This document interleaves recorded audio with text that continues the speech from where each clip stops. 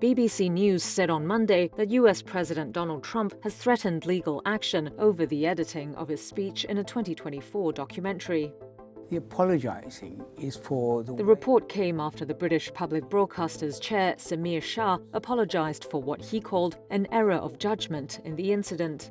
Criticisms have been mounting after a leaked internal report raised concerns about its news coverage, including its handling of the Trump speech, the Israel-Hamas war, and transgender issues.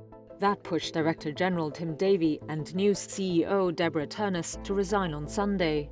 I stepped down over the weekend because the buck stops with me. But I'd like to make one thing very clear.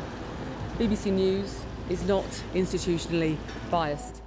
The documentary, by the BBC's flagship Panorama programme, was broadcast a week before the November 2024 US presidential election. We're going to walk down to the Capitol.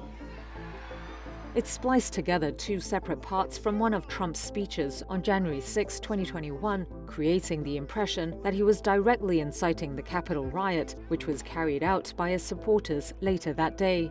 Trump's lawyers said the BBC must retract the Panorama documentary by November 14 or face a lawsuit for no less than $1 billion, according to a letter sent on Sunday. In an apology letter to British lawmakers, Shah, the BBC chair, said it accepted that the way the speech was edited was misleading. The impression it left on the British audience, as opposed to the intention of the programme, which was to give the the British audience, some understanding of how President Trump's supporters were reading it. Now, that's quite a complicated set of thoughts, and we need to get that right.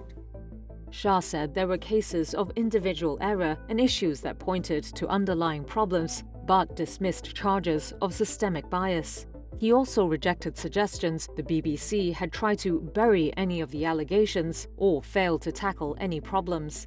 A spokesperson for Prime Minister Keir Starmer said the BBC has the government's support, saying the top-level resignations show that the broadcaster had taken responsibility for mistakes made.